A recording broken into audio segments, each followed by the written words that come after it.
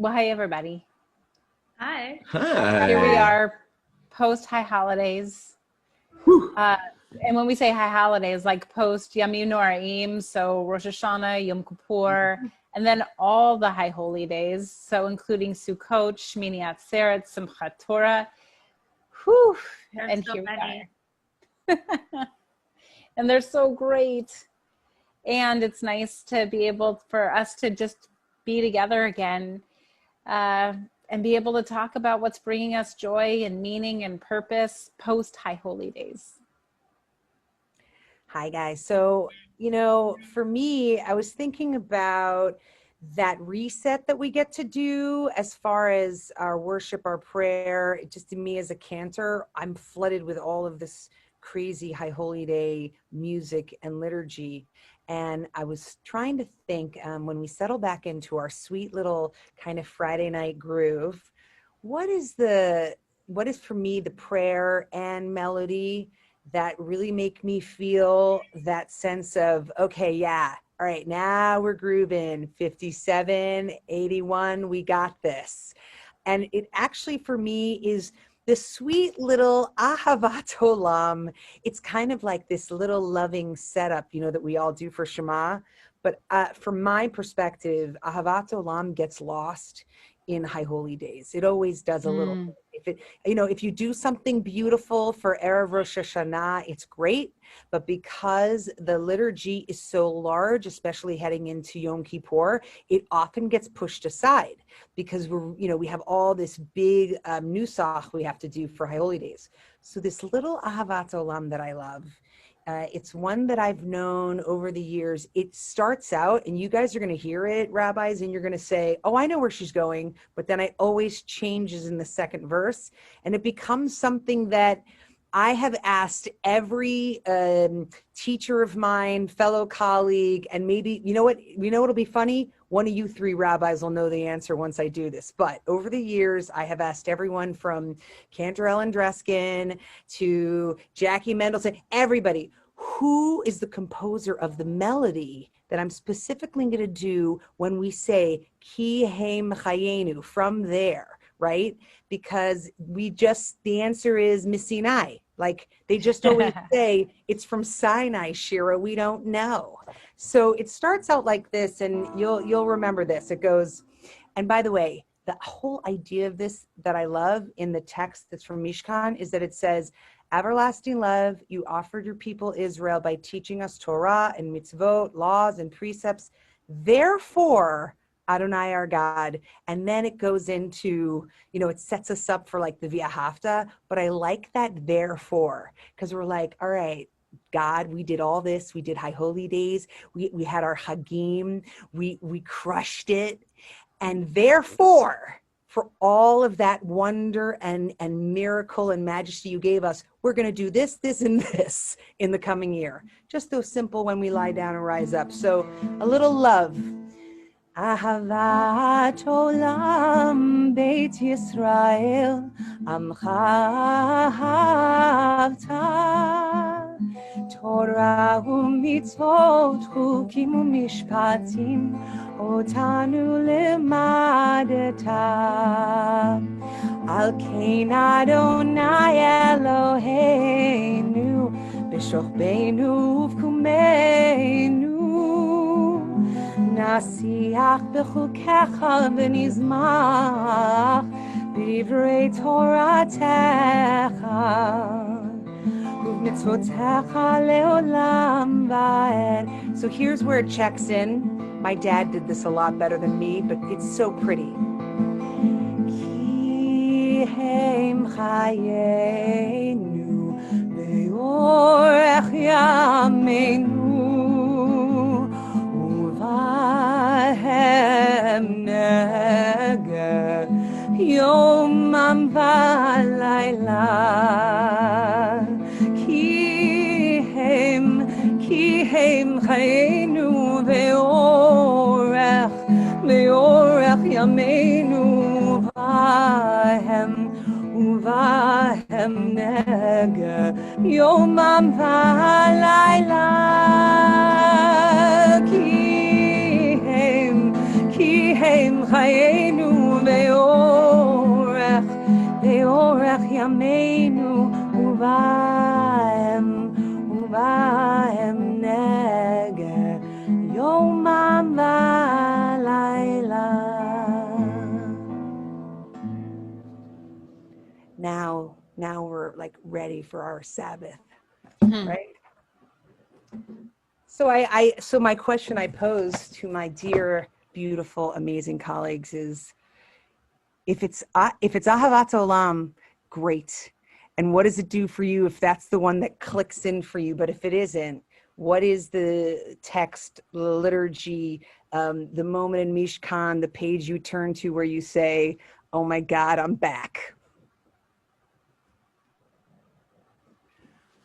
I'll start here, and I love Ahavat Rabbah and Ahavat Olam as these two texts of the evening and the morning, and this aspect of Ahavat Olam or Ahavat Rabbah, the thing that really gets me in it is the love part of it. So this is a big love, or a forever love. And when we, especially in like American society, think of love, we think of Valentine's Day, we think of like a nice dinner, or we think of flowers and things like this. But this is not the love that is presented in this prayer. The love in this prayer is the way that God shows us love, according to this prayer, is by giving us Torah and mitzvot and commandments. That like a parent who sets the boundaries for us, who helps us to understand like how to be a good human being, those boundaries, those laws, those instructions are one of those ultimate ways of showing love. And that this really, I am a person who loves instructions. Just like tell me how to do it, what to do. I got it. I'll do it. I was like a Lego builder through and through as a kid. And that aspect of here's how to live your life, that really digs down deep with me as a form of love. Yeah, thanks. Thanks, Rabbi. I like that. Rabbi Singer, where are you at? Yeah, it's so funny. I was kind of yawning when you were singing it, but in the best way, because it feels so much like Friday night. I take it that way. Yeah, it really has like that melody has so much sweetness in like kind of that calm, like we're leaving the week, the sun is setting, we're hopefully in a normal year like in the sanctuary and just like taking a breath. And that's so, I was just like, time for a nap, maybe. Thank you, by the way, for bringing positivity back to yawning. Yeah. I think yawning has been marginalized. And as a singer, yawning is actually part of our warm-up. It is acceptable. And I've gotten in so much trouble over the years by teachers who thought that I was, not listening to them when I was really just warming up to say something. So thank you, Rabbi Singer. No problem. Absolutely. I think that the prayer where I feel when we get back after the holidays, I'm like, yes, is Mi Chamocha. I have such a funny relationship with Mi Chamocha because, I love it so much. And sometimes I think it's a really good challenge when you talk about it week after week after week for maybe many, many, many years of your life, to keep thinking about new things to say about it. And ways to keep like exploring it deeper. But I always appreciate that challenge. And I sometimes feel like, oh gosh, Mi Chamocha again. And then I think about it and I'm like, oh yeah, here's another thing that we can say about this. But I love both how the high holiday melody of it to me is like such a real indicator of fall. And then when you come out of it and then you kind of get the joyousness back. To me, it's like the party song in the service. It's like the time where like, okay, we're going to clap. We're going to wake up a little bit, So I appreciate both kinds of michamochas, but when you come back to it and you get to clap again, then it's fun. Yeah, Rabbi Conover, what about you? Well, I love this. I love this because with both of these, it completely resonates. On the one hand, I love Michamocha, and there's actually on the soundtrack for Black Panther, they have this redemption interlude. It's this really short, like just instrumental piece.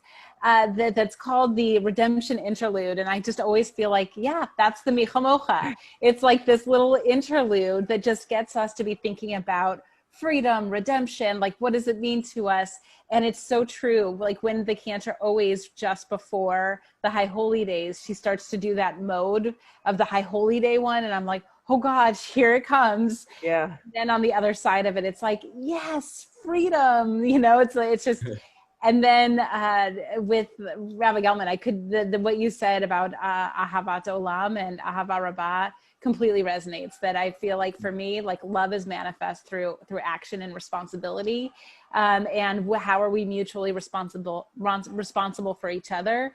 And so for me, you know, I feel like this notion of the Torah being the foundation of that, and that's this great love that God gives us. Like, you're up for this. You can take responsibility.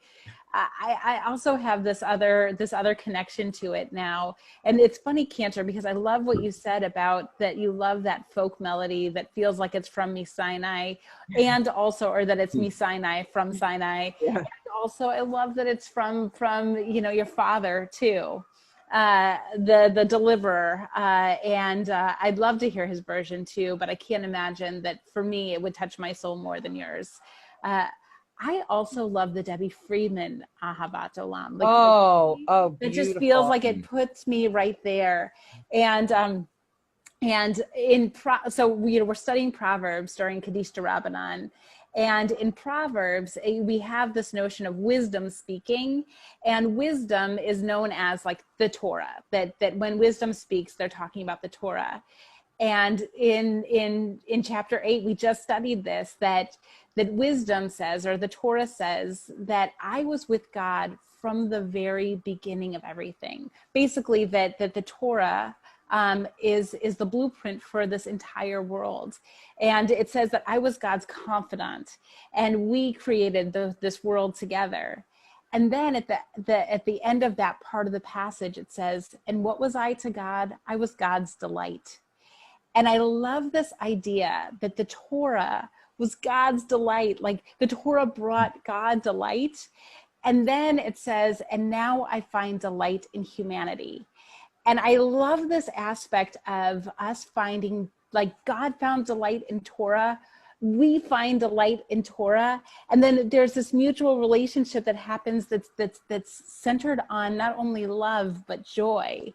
And so for me, like it lifts it that much more. And so now as I hear Ahavat Olam, it brings me in just that much more way of, and the joy of Shabbat and being able to experience it in community once again, intimately. Here we are. Here is this love that's based in Torah, that's based on joy. So it's making an appearance in next services. I'm just warning you. All different versions of it. Oh, yes. I love that. The whole service will be Ahavat Olam. Actually, last year at High Holy Days, Cantor Katzman got up and sang the most beautiful version of that Friedman Ahavat Olam. It was a highlight for me. It was beautiful. So looking forward to that again in coming experiences. Oh my gosh, I love it. I love it. Well, and also I'll say that we have this, that we think that everybody does Ahavat Olam in the evening and then Ahava Rabbah in the morning, because that's what we do. But actually Sephardim, like Sephardic synagogues, they do Ahavat Olam in the evening and the morning. And same with most Hasidic sects, except for, I think Chabad also does Ahava Rabbah in the morning. But it's interesting how, like, you know, like we've gotten so used to that's how ours is, but it never got completely set in stone in the Talmud for how every love wanders around at all times of the day. Sometimes we need it abundantly and sometimes we need it eternally. It's all good. Well, I love you, rabbis. We love you, Cantor. Thanks, guys. That was great. Thank you. You. Bye.